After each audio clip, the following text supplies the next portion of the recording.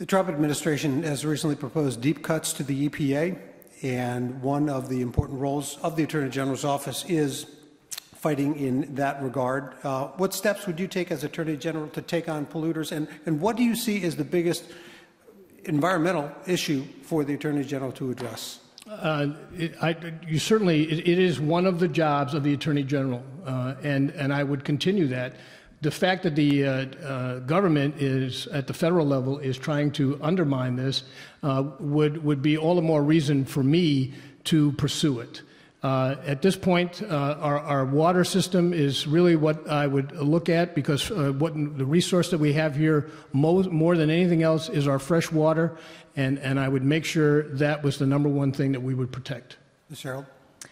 I would try to advocate for proper resource and personnel allocation in the IEPA, because it is important that they have the resources necessary to be able to safeguard water, air, and all of the different areas over which they have jurisdiction. And I'd be looking to make sure that compliance agreements were reached effectively and were actually complied with. The Attorney General has a role of ensuring that if people don't come to a compliance agreement, that the court that we take action, and I would not hesitate to do so.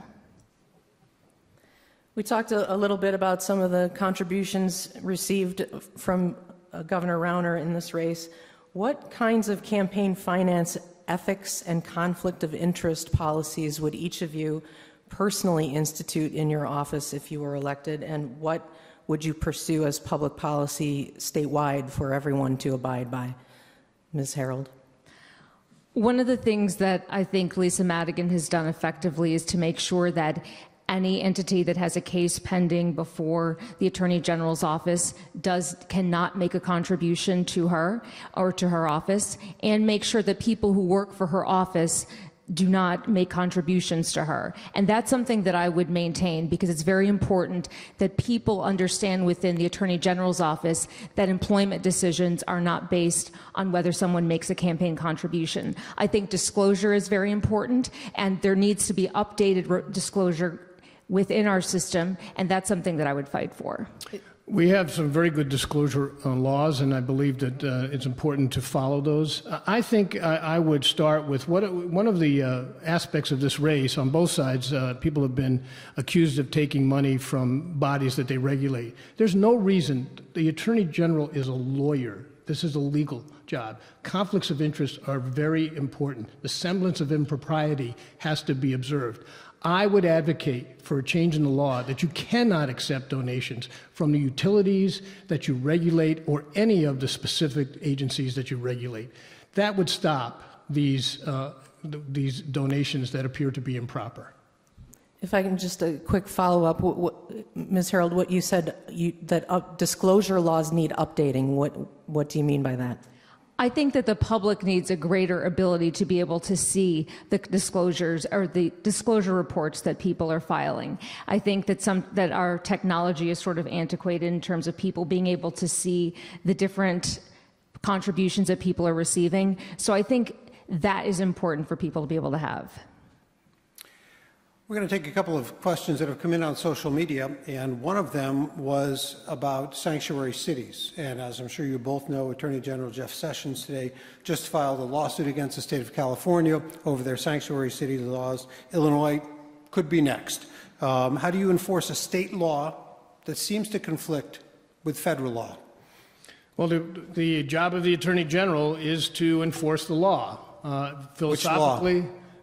Our state sanctuary city, our sanctuary state law. We have to enforce our law. I oppose that law right now, and I would advocate for significant change in that law. I don't find any problem with cooperating with some aspects of the federal government. But in this situation, you'd have to defend it. I would advocate for some changes. Ms. Harold. I think that the Trust Act strikes the right balance, and that's why it was supported by law enforcement.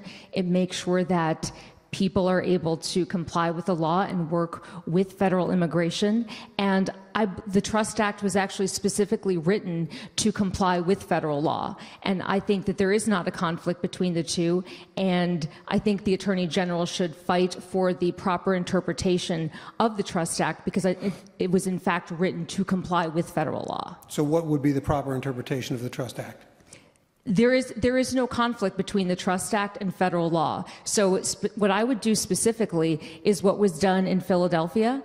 I would seek a declaratory judgment saying, look at the specific provisions of the Trust Act and the fact that there's a provision that says it is to be read in a way that is consistent with federal law. And I would seek a declaratory judgment that it is in fact so.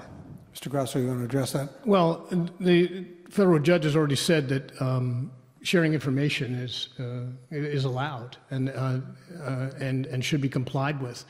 I don't think that it has right now the correct balance. I think when nobody should be profiled, nobody should use traffic laws to go after someone's residency, but when somebody commits a crime and somebody commits something of serious nature that they're being held, I believe that their residency status should be on the table, especially if they've been here and caught 2, 3, or 4 times. I don't think the balance is proper right now. I think it has to shift.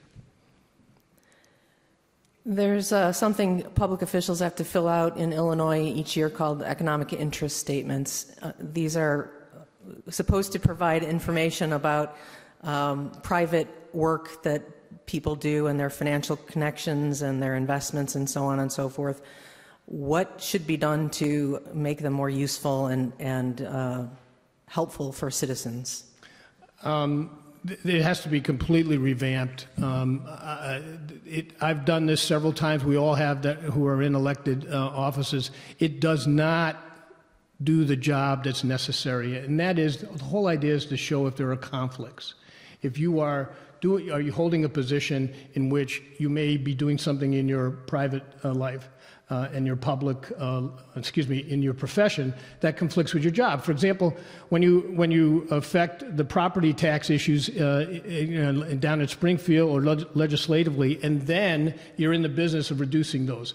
Those are the types of things that should come out and don't. It has to be rewritten in English because most of it doesn't make too much sense. A lot of it is repetitive, and it really doesn't seek to disclose the information that the public should really know about. Ms. Harold? One specific change, I think, is, for example, if you're an attorney, I think there should be additional information about the types of clients that you represent, because just identifying the name of the firm for which you work doesn't necessarily give people information about the types of interest that the conflict of interest issue is seeking to arrive at. So I think adding additional explanation and asking people to provide greater level of specificity would be important.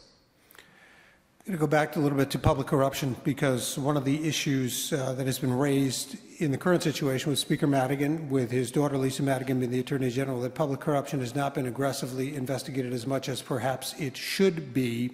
There's a lot of civil action that the Attorney General takes, but what kind of priority would you put on public corruption, and where do you start?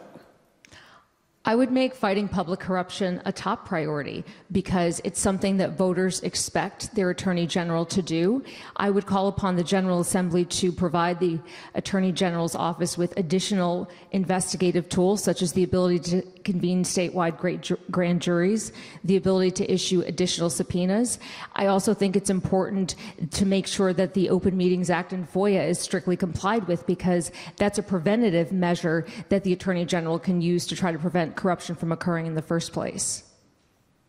Public corruption has to be the #1 priority of the Attorney General. When Lisa ran in 2002, she ran on that platform. She never really has done it. Guess why?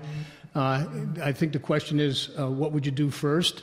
The first thing you go after is the Cook County property tax assessment system.